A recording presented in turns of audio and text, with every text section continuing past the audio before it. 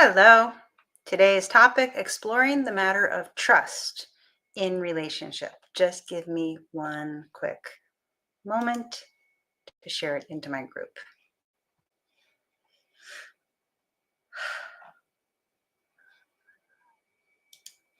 Okay.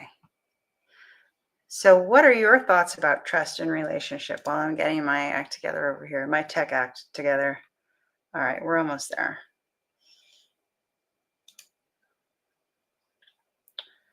We are almost there. Okay, boom, we're there. All right, so trust. So, by the way, this is Shauna White, heartfelt intimacy coach, helping people to create heartfelt connection and intimacy that flows naturally in their relationship. And today, trust is on my mind. Um, I remember a long time ago trying to figure out what it was that grows over time in a relationship. And I think this was a long time ago. I don't even know if I had finished growing yet physically. But I remember that I was wrapping my mind around the spiritual principle of letting go of history. And so I was like, I always thought that when a relationship grows over time, it's the shared history that's growing that makes it feel like the relationship is more than it once was. And yet here I am practicing and learning how to practice how to be in the now without history. So what does that mean? If I throw away all the history, then does the relationship grow over time or not? So I was puzzling through this. I was like, what is this? Interesting contrast here in my perspective and my perception. And what I realized sitting with that was that what actually grows over time that makes a relationship feel that it has become more than it once was and makes a relationship feel like it's bigger or deeper or more solid, it's not really the shared history that does it. It's trust. As trust grows in the relationship feels deeper, stronger, more solid, bigger, more mature. And by the same token, I found this out a little bit further on down the road. When trust is broken, the relationship weakens. And if trust is ever completely broken, there is no relationship left. And that did happen for me with someone that I was with many years ago, where, I had a lot of feelings for him. And I suppose he had a lot of feelings for me too. I wasn't in his shoes, but he certainly acted like he had a lot of feelings for me because he was very controlling. And he just went to a place with his control and throwing tantrums, trying to separate me from my family and other things like that, it popped the bubble. It broke the trust. And suddenly I went from, being invested. It's kind of funny. It's the most soap opera-esque relationship I had in my life. And some of the drama that he brought to the table was, at one point, he gave me back everything I ever gave him.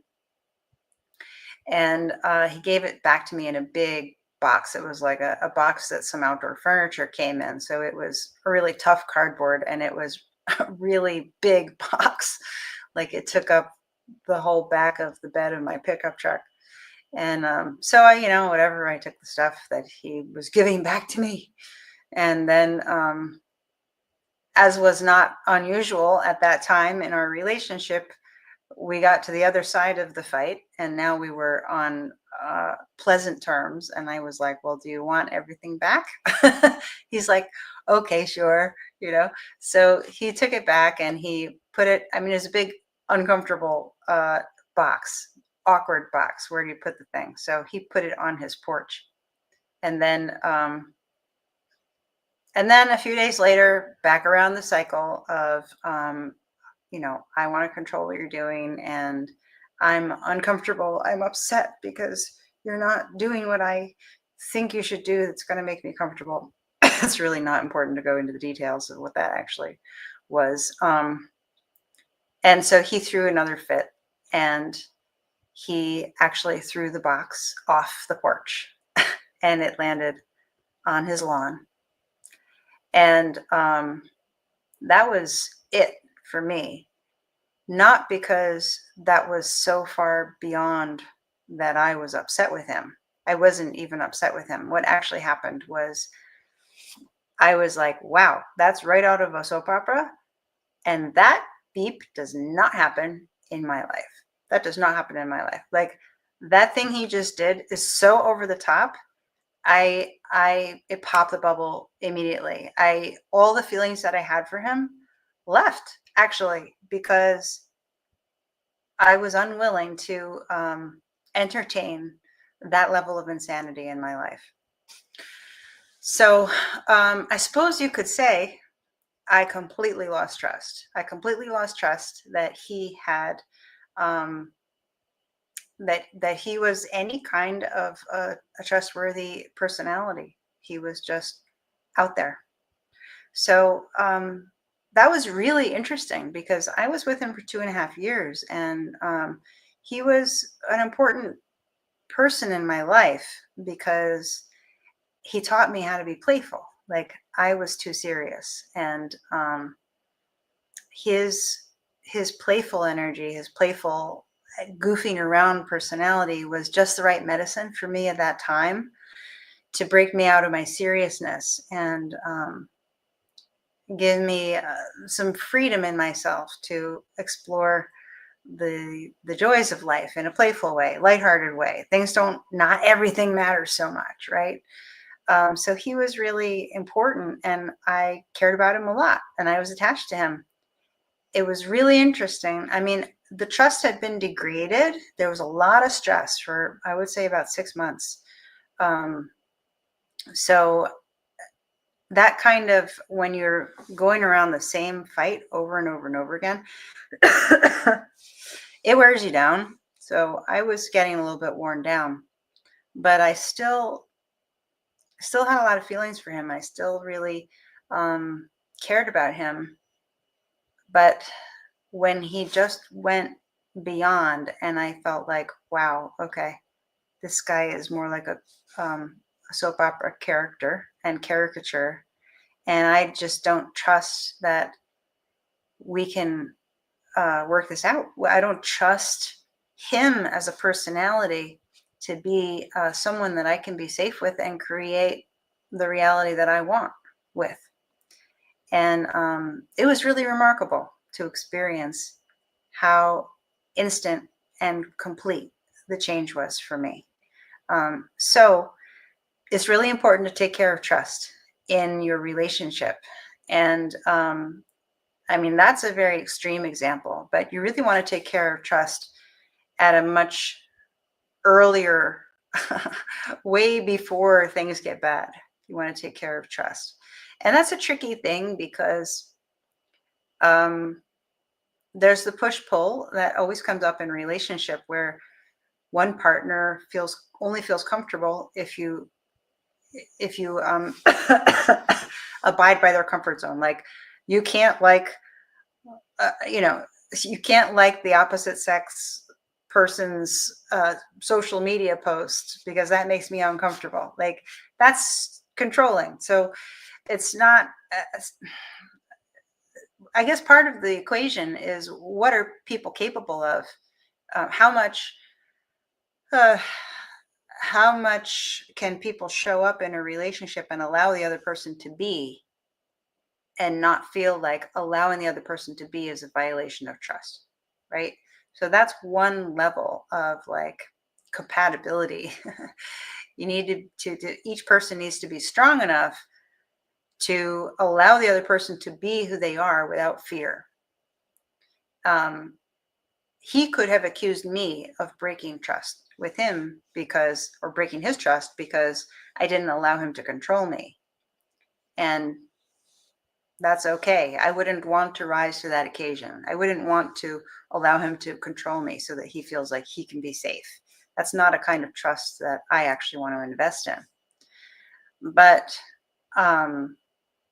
if we set the control aside for a minute, then other areas where trust, well, it's funny, this is going to be a different form of control I'm going to talk about now, but other areas where subtle areas, okay, that we could go over a whole gamut of what disturbs trust. But excuse me, I just want to focus on one little thing that I think is interesting, which is how people handle themselves in conversation and what that tells you about somebody's personality and how that impacts trust. So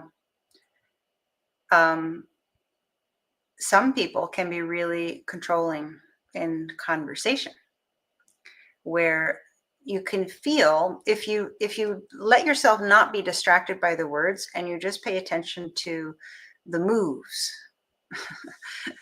Like if that person says something and you say something and what you say is a little bit different than what they're saying, and they make a move to try to get you to conform to what they're saying, whether they believe something different than you or they want to take the conversation to a place different than where you want to go with the conversation, the way they conduct themselves tells you a lot about whether they are someone who can honor your space and allow you to be, or whether they need to control you or control the situation for their own sense of what they feel like they need to get out of it.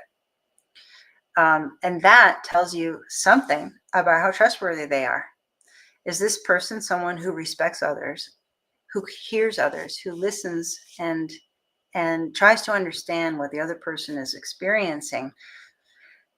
Or is this person someone that doesn't get on their radar? What the other person is experiencing is not on their radar. They just want what they want. They want things to go the way they want them to go. And they, however they do it, whether they do it in a smooth way or they do it in a more bearish way, if you allow yourself to relax and drop out of your own control patterns, you can be more sensitive to feel other people's control patterns. And then you can more easily and earlier, if you're on the dating scene, you can more easily and earlier detect whether the person that you're sitting with has controlling tendencies. And if they do, either you might not want to get involved with them, or you might want to call them out on it. And if you call them out on it and you find out, what do they do next? Do they self-reflect and become humble? And are they honest? And do they honestly, beg off of their controlling behavior and try to understand what they weren't seeing before? Was it an honest mistake? Even controlling behavior can be an honest mistake because someone might be caught up in their own subconscious filter and not really even realize what they're doing. But if you call their attention to it and you give them an opportunity to see it, do they choose to see it, or do they defend themselves? Do they defend it and try to be, not guilty, so to speak, and not honest about it? So, yeah. Now, I thought I had another thought about this, but now I don't remember what it was. Taking a moment, see if it comes back. Oh, yeah. And then there's the positive side. Okay. And now I'm thinking about my sweetie who I'm in a relationship with. Um, what I noticed about him very early on is that he holds his own space. He's not a pushover by any means. By any means. He totally holds his own space in a soft masculine way that's very appealing. But when it comes to a dialogue, right? And I'm describing dialogue in the energetic form of it, because this is the language of energy is where you actually unlock the truth and the potential to blossom, the truth of intimacy and the potential to blossom in deep heartfelt connection and intimacy. It's all in the realm of energy. So a lot of approaches to a relationship operate more at the situational level, what's going on in the situation, what's going on at the words, the communication, but the real secret is what's going on at the level of energy. So what happened with him, what I discovered early on with him was as we were dialoguing, if so we reached a point in the dialogue where there was a difference, where I felt like he suggested this, whatever this is, and I felt like, no, this feels right for me, right? He immediately yielded to what feels right for me. Not that and I don't mean it, you know, even conversation is a dance of space, of like, if I'm sharing something about myself, I'm opening up my space to the other person that I'm sharing it with. And then they may have some feedback for me, and their feedback for me is something that they're presenting to offer into my space, right? So it's sort of like if we're talking about me, it's my space. If we're talking about him and his experience, it's his space. Or if we're having a shared experience, it's both our spaces. And so this is the place where we feel how does somebody's energy enter our space? Does it enter in a way that's pushing? Does it enter in a way that's controlling? Does it enter in a way that's offering? Just suggesting something? Does it enter in a way that's supportive? So what I found is that he when he offered something that entered my space and I said, that doesn't feel quite right, he immediately withdrew that thing and sought to understand where I'm coming from. And so I felt very safe with him because he's actually the softest person that I know in that regard. And yet he's not a pushover, as I said. He's strong in himself. So so I found that quite trustworthy. And what was really trustworthy was he was allowing myself to be. He was allowing me to be myself.